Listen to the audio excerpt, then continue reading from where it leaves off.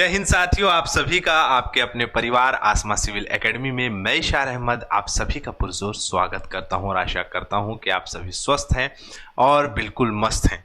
आज के daily current affairs में हम 29 जनवरी के इंपॉर्टेंट करंट अफेयर्स पढ़ेंगे जो कि हमारे एग्जाम के लिए बहुत ही इंपॉर्टेंट है। तो वीडियो में शुरू से अंत तक बने रहें। अगर चैनल में नए हैं तो चैनल को सब्सक्राइब कर लें और पहले से अगर इस चैनल में है तो मेरे प्रिय साथियों इस वीडियो को शेयर करना ना भूलें, अपने स्टेटस पे ज़रूर लगाइएगा इसे। चलिए अपना सत्र प्रारंभ करते हैं। सपने वो नहीं जो हम सोते समय देखते हैं, सपने वो है जो हमें सोने नहीं देते हैं। याद रखिएगा मेरे प्रिय साथियों, ज़्यादा सोना, ज़्यादा आराम, ज़्यादा कंफर्ट जोन या कहा जा सकता है हमेशा कंफर्ट जोन में रहने की कोशिश, ये सब सारी चीज़ें इंसान को जो है वो पीछे ले आती है। इसीलिए जो है हमेशा अपनी मेहनत और लगन के साथ मेहनत करते रहिए और जो है आप बेहतर तरीके से अपने परिणाम को प्राप्त कर सकेंगे। मतलब कि अगर आप बेहतर तरीके से या समर्पित होकर अपना मेहनत कर रहे हैं तो आपका लक्ष्य सुनिश्चित है, आपको आपके लक्ष्य की प्राप्ति अनिवार्य रूप से होगी। आशा करता हूँ मेरी बातें आप लोगों को समझ में आ गई होगी। तो चलिए ज़्यादा समय ना लेते हुए अपना सत्र प्रारंभ करते हैं। लास्ट टाइम मैंने प्रश्न पूछा था, हाल ही में किस देश की सरकार ने दो जेंडर से आधारित की पुरानी नीति को समाप्त करते हुए दो जेंडर नीति की घोषणा की है? अच्छा, तो अमेरिका ने की है। ठीक है, चलो यामिनी ने भी सही आंसर दिया है, कल्याण ने भी सही आंसर दिया है और शशि ने सही आंसर दिया है। नीति आयोग के अध्यक्ष प्रधानमंत्री होते हैं नरेंद्र मोदी जी। वेरी गुड रोशनी देवांगन, अमेरिका आंसर बिल्कुल सही है और नीति आयोग के अध्यक्ष प्रधानमंत्री हैं नरेंद्र मोदी जी। Very good. देखो बेटा, नीति आयोग का जो अध्यक्ष होता है वो हमेशा देश का प्रधानमंत्री उसका अध्यक्ष होता है। तो आप लोगों को याद रखना है, नीति आयोग के अध्यक्ष प्रधानमंत्री नरेंद्र मोदी जी हैं। ठीक है, चलो वेरी गुड। भारतीय समाचार पत्र दिवस कब मनाया जाता है? तो याद रखो, लिख लो, आज के दिन मतलब कि हर साल 29 जनवरी को मनाया जाता है। क्या? तो 29 जनवरी को मनाया जाता है हर साल भारतीय समाचार पत्र दिवस। ठीक है, बंगाल गजट के नाम से जो है सबसे पहले कब? तो 1780 में इसका जो है स्टार्ट किया गया था। किसके द्वारा? तो जेम्स अगस्टस हिक्की। क्या नाम है उनका? James Augustus Hickey. याद रखिएगा, स्टैटिक पोर्शन है, बहुत ही इंपॉर्टेंट है कि सबसे पहले साप्ताहिक पत्रिका जेम्स अगस्टस हिक्की ने जो है स्टार्ट किया था। और वर्तमान शासन जो उस समय का था, उस समय का जो वर्तमान शासन था वो था वॉरेन हेस्टिंग। यही कहीं पर लिखाए होंगे, ये है गवर्नर जनरल वॉरेन हेस्टिंग के प्रशासन की काफ़ी इन्होंने आलोचना की थी, निंदा की थी उनके प्रशासन की पद्धति को। अपने इस गजेटियर पे या जो है इस न्यूज़पेपर में जो है इन्होंने छापा था और 29 जो है जनवरी 1780 में इसकी स्थापना हुई थी। इसीलिए इसको याद करते हुए हर साल जो है वो समाचार पत्र दिवस के नाम से मनाया जाता है। ठीक है, चलें आगे।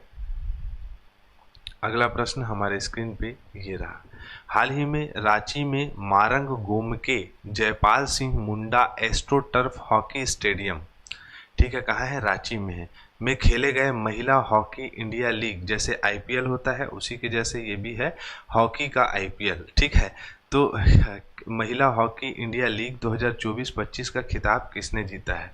तो किसने जीता है? तो उड़ीसा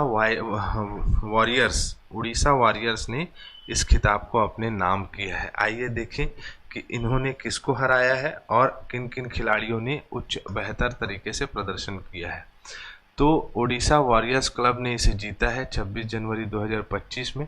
रांची मोरेन गोमेंग जयपाल मुंडा स्टेडियम में कराया जा रहा था। किसको हराया है? तो यही कहीं लिखाया होगा, सुरमा हॉकी क्लब को इन्होंने हराया है, 2-1 से हराया है। अब आ जाते हैं कहानी में, इम्पोर्टेंट चीज़ में, वह है महिला हॉकी इंडिया लीग जो है 2024-25 का पुरस्कार किसे किसे दिया गया है। सर्वश्रेष्ठ गोलकीपर रही हैं सविता पुनिया, सोरमा हॉकी क्लब की हैं ये। उभरती हुई खिलाड़ी सोनम है, ये भी सोरमा हॉकी क्लब की है। सबसे जो ज़्यादा गोल करने वाली खिलाड़ी ये जेनसन और आपका चार्लोट एंगलबर्ट, ये अलग अलग। उड़ीसा की जो है जेनसन है और एंगलबर्ट जो है वो सोरमा हॉकी क्लब की है। प्रतियोगिता की सर्वश्रेष्ठ खिलाड़ी ज्योति रही है, सोरमा हॉकी क्लब की रही है। तो ये इंपॉर्टेंट हो जाता है, आपको इसे याद रखना है, ठीक है। चलो, ये कौन है बताओ, फोटो लगा है जिनका। 2025 में ऑस्ट्रेलिया ओपन एकल का खिताब किसने जीता है? तो देखो, महिला और पुरुष दोनों में ये बांटा गया है, तो उपयुक्त दोनों होगा, मतलब महिला एकल का और पुरुष एकल का। तो जेनिक सिनर और मेडिसन कीज महिला एकल फ्रेंच ओपन जीत गई है, सॉरी ऑस्ट्रेलिया ओपन जीत गई हैं, और आपका जेनिक सिनर जो है वो पुरुष वर्ग से जीते हैं ना, पुरुष और महिला का हुआ है। अब यहाँ कहानी आती है कि ग्रैंड स्लैम का पहला टूर्नामेंट कौन सा है जो साल में कराया जाता है? तो कौन सा कराया जाता है? Australia open. याद रखिएगा साथियों, ये ग्रैंड स्लैम का 4 प्रतियोगिता होती है लॉन्ग टेनिस की, जिसमें सबसे पहला होता है ऑस्ट्रेलिया ओपन, ठीक है। कब होता है? तो अभी हुआ, कब हुआ? 6 जनवरी से आपका 25 जनवरी के बीच में इसे आयोजित कराया गया था। अब कब आएगा? तो जून जुलाई के समय में होगा, सॉरी मई जून में होगा। वो कौन सा होगा? ऑस्ट्रेलिया ओपन के बाद क्या होगा? फ्रेंच ओपन होगा। याद रखिएगा, यही कहीं पर क्रम लिखाया होगा, देखो ये फ्रेंच ओपन है, ठीक है, जिसकी शुरुआत 1891 में हुई थी, ठीक है। ऑस्ट्रेलिया ओपन कब स्टार्ट हुआ? तो 1905 में, ठीक। उसके बाद यहाँ आ गया विंबलडन सबसे पुराना है, 1877 में इसकी स्थापना हुई थी। सबसे पुराना जो है ग्रैंड स्लैम की प्रतियोगिता है। फिर उसके बाद आ जाता है यूएस ओपन। क्लियर? अगर हम ऑस्ट्रेलिया ओपन देखें तो ये किस में होता है? तो ये होता है आपका हार्ड कोर्ट में होता है। हार्ड कोर्ट मतलब टर्फ में होता है। फ्रेंच ओपन जो होता है वो किस में होता है? पेरिस में, तो क्ले में होता है, ठीक है। चलो, ये 2 का बता दिया मैंने। विंबलडन का भी बता देता हूँ आपको। ये होता है ग्रास में। किस में होता है? तो ग्रास में होता है, घास के मैदान में होता है ये, ठीक है। और आपको किसके बारे में बताना है? तो यूएस ओपन के बारे में बताना है कि ये कब स्टार्ट हुआ, पहला नंबर। दूसरा नंबर ये है कि इसको कौन से कोर्ट में कराया जाता है, कौन से कोर्ट में या कौन से ग्राउंड में कराया जाता है, ठीक है। ये क्ले में होता है, ये हार्ड कोर्ट में होता है, ठीक है। इतना आप लोगों को इसका स्टैटिक पोर्शन पता होना चाहिए। वर्तमान में 2025 के ऑस्ट्रेलिया ओपन के एकल के हैं जेनिक सिनर और मेडिसिन कीज जो है वो एकल महिला का खिताब इन्होंने जीता है। दोनों को फोटो मैंने लगा दिया है यहाँ पर, ठीक है। चले आगे। चलो, निम्न में से किसे केरल के तिरुवनंतपुरम स्थित तरल प्रणोदन प्रणाली केंद्र LPSC मतलब क्या होता है? तो director of liquid propulsion system centre, है ना, परपल्सन सिस्टम सेंटर। यहाँ से फोकस थोड़ा कमजोर होता है, इसीलिए देखते रहता हूँ ऐसे ऐसे। चलो, तो इसका जो है निदेशक नियुक्त किया गया है। किसे किया गया है? इसमें जो भी निदेशक बनते हैं वो भारत के इसरो के अध्यक्ष बन जाते हैं। M मोहन जी को बनाया गया है, ठीक है। अभी वर्तमान में जो इसरो के अध्यक्ष कौन है? तो इसरो के अध्यक्ष हैं आपके डॉक्टर V नारायणन, है ना। तो वो पहले इस संस्थान के प्रमुख थे, निदेशक थे, है ना। तो अभी जो है इनके निदेशक क्या हो गए हैं इस LPSC के? तो 25 जनवरी को M मोहन जी को केरल के तिरुवनंतपुरम स्थित तरल प्रणोदन केंद्र का निदेशक नियुक्त किया गया है। भारतीय इसरो की बात करें, भारतीय अंतरिक्ष अनुसंधान केंद्र, Indian space research, ISRO ISRO मतलब इंडियन स्पेस रिसर्च ऑर्गेनाइजेशन का जो स्थापना है, गठन हुआ है 1969 में हुआ है। अंतरिक्ष विभाग के अंतर्गत आता है, बेंगलुरु में मुख्यालय है। V नारायणन इसके क्या है? अध्यक्ष हैं। क्लियर? स्टैटिक पोर्शन हो गया इसका। निम्नलिखित में से किस वन अनुसंधान संस्थान ने चिनार के पेड़ों के संरक्षण के लिए डिजिटल ट्री आधार पहल किया है? जैसे गाड़ी का नंबर होता है ना, जैसे कि CG आपका 10 हो गया बिलासपुर वाले लोगों का, है ना। CG04 हो गया किसका? तो रायपुर वालों का, है ना। वैसे ही ऐसे नामकरण कर दिया गया है। कहाँ? तो जम्मू कश्मीर का ये राजकीय वृक्ष है चिनार।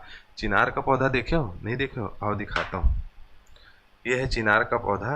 ये ठंड के मौसम में हरा भरा रहेगा। फिर जैसे पतझड़ आएगा तो पतझड़ में जैसे इसके पत्ते झड़ जाएंगे तो गर्मी के समय में इसका थोड़ा पत्ता सुर्ख लाल दिखाई देता है। फिर उसके बाद जो है ये थोड़ा सा गेरुआ होने लग जाता है। तो ऐसे ये चिनार का पौधा है, इसके संरक्षण संवर्धन के लिए जो है QR कोड और बहुत सारे मापदंड इन्होंने जम्मू कश्मीर सरकार ने बनाया है और इसके लिए पहल स्टार्ट की गई। बताया ना, ऐसे नंबर रहेगा CGJK010088, है ना, ऐसे सब कोई का नाम रखा जाएगा इसके संरक्षण के लिए। चले आगे, अगला प्रश्न है हमारे स्क्रीन में। हाँ, अब आ जाते हैं फैक्ट शीट में। मैंने कहा था कि हमेशा फैक्ट से चीज़ें याद रखेंगे। तो चलो देखें भारत के राष्ट्रपतियों का क्रम। टोटल कितने राष्ट्रपति हुए? तो 15 राष्ट्रपति हुए, जिसमें राजेंद्र प्रसाद जी सबसे पहले राष्ट्रपति थे हमारे। 1950 से 1962 तक इनका कार्यकाल काफ़ी लंबा रहा। डॉक्टर एस राधाकृष्णन रहे फिर 62 से 67, फिर जाकिर हुसैन साहब रहे 67 से 69, फिर वीवी गिरी साहब रहे जो 69 से 74 तक के रहे, फिर फखरुद्दीन अली अहमद साहब रहे वो 74 से 77, फिर आपका नीलम संजीव रेड्डी 77 टू 82, ज्ञानी जैल सिंह 82 87। इनके बारे में बताइए, इन्होंने कौन से वीटो पावर का, चलो इसका भी आंसर बताओ, कौन से वीटो पावर का इन्होंने उपयोग किया था? वीटो पावर कितने होते हैं? आर वेंकट रमन, शंकर दयाल शर्मा जी, है ना, doctor Shankar Dayal Sharma, K R Narayanan, doctor APJ Abdul Kalam, Pratibha Patil ji, Pranab Mukherjee, Shri Ramnath Kovind, फिर उसके बाद द्रौपदी मुर्मू जी। 7 2022 से जुलाई 2022 से अब तक ये विद्यमान है। ठीक है, 26 जनवरी में देखे होंगे परेड ग्राउंड में ये थी। जो प्रश्न पूछा हूँ, ज्ञानी जैल सिंह जो राष्ट्रपति थे उन्होंने कौन से वीटो का उपयोग किया था, उसका आंसर जरूर दीजिएगा। ठीक है, चलिए, निम्न में से किस मंत्रालय ने भारत की डिजिटल अर्थव्यवस्था का अनुमान एवं माप, मतलब कि estimation and measurement of India's digital economy report जारी किया है? किसने किया है?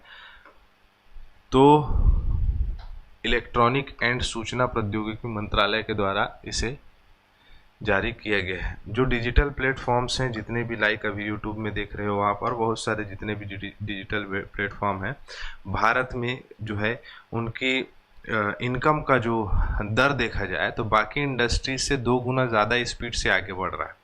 तो इसे ही मद्देनज़र रखते हुए इलेक्ट्रॉनिक एवं सूचना प्रौद्योगिकी मंत्रालय के द्वारा माइटी जिसे कहा जाता है, भारत डिजिटल अर्थव्यवस्था अनुमान माप निकाला है और इसमें जो है डिजिटल क्षेत्र में काफ़ी अच्छी पहल करने के लिए और जो है इसमें काफ़ी सारे रिसोर्स डेवलपमेंट करने के लिए जो है इसमें पूंजी व्यय किया जाएगा। ठीक है, चलो आगे बढ़े। हाल ही में वर्ष 2024 के लिए कितने पद्म पुरस्कार विजेताओं की घोषणा की गई है? तो एक युगल सहित बहुत सारे किए हैं, मतलब 139 टोटल पद्म पुरस्कार है, जिसमें पद्मश्री है, पद्म भूषण है, पद्म विभूषण है ना। तो ये सब सारी चीज़ें बांटी गई है, जिसमें 7 पद्म विभूषण है, 19 पद्म भूषण है और 113 पद्मश्री हैं, जिसमें 23 महिलाएं हैं, 10 विदेशी नागरिक हैं, 13 मरणोपरांत प्रदान किया जा रहा है। ठीक है, भारत का सर्वोच्च नागरिक सम्मान है, सब जानते हैं, 1954 में स्थापित किया गया था इसे। ठीक है, पद्म भूषण की विभूषण की बात करें, देश के सर्वोच्च नागरिक पुरस्कार यह उन लोगों को दिया जाता है जिन्होंने राष्ट्रीय अंतर्राष्ट्रीय स्तर पर असाधारण कार्य किए हैं। पद्म भूषण जो है यह सम्मान उन व्यक्ति को दिया जाता है जो अपने क्षेत्र में उत्कृष्ट योगदान दिए हैं किसी विशेष क्षेत्र में, है ना। उसके बाद है पद्मश्री, यह सम्मान उन व्यक्तियों को दिया जाता है जिन्होंने अपने अपने क्षेत्र में उत्कृष्टता प्रदर्शन किया और समाज में महत्वपूर्ण योगदान प्रदान किया है। तो ये वैल्यूएबल प्राइज है हमारे भारत देश का पद्म पुरस्कार। क्लियर, चले आगे। अब फटाफट रिवीजन करते हैं। आयुष्मान खुराना फिक्की फ्रेम के ब्रांड एम्बेसडर रहेंगे। जय शाह जी जो है वो मैरी लेबॉन क्रिकेट क्लब के सलाहकार बोर्ड के 13 सदस्यों के में से एक है। ठीक है, उसके बाद है सुरक्षा को मजबूत करना, सैनिकों की तैनाती करना, निगरानी और खुफिया जानकारी प्रदान करने के लिए ऑपरेशन सरधावा चलाई जा रही है राजस्थान के जैसलमेर और पाकिस्तान बॉर्डर के बीच में। Skydo cross border payment aggregate के रूप में आरबीआई की स्वीकृति प्राप्त हो चुकी है इन्हें। झारखंड में जो है CIL मतलब कोल इंडिया लिमिटेड ने शिक्षा के क्षेत्र में काफ़ी अच्छी पहल की है स्मार्ट कार्ड वितरण के लिए। हाल ही में किस मंत्रालय ने 2025 में भारत की पहली मानव युक्त डीप ओशन पनडुब्बी के लॉन्च की घोषणा की है? विज्ञान एवं प्रौद्योगिकी मंत्रालय होगा, दोनों में लग गया निशान तो कंफ्यूज मत होइएगा। रिलायंस पावर लिमिटेड ने अपना कार्यकारी निदेशक किसे नियुक्त किया है, इसको आपका आंसर देना है। हमारा सत्र यहाँ कंप्लीट होता है। वीडियो को ज़्यादा से ज़्यादा शेयर करें और डेली करंट अफेयर्स पढ़ें। रोज़ छोटा सा सेशन होता है। अपना रिवीजन पार्ट भी रखें, स्टैटिक पोर्शन भी पढ़ाया जा रहा है। धीरे से जीके जीएस भी इसमें ऐड ऑन कर दिया जाएगा। इसी के साथ मैं इजाज़त चाहूँगा। जय हिंद, जय भारत।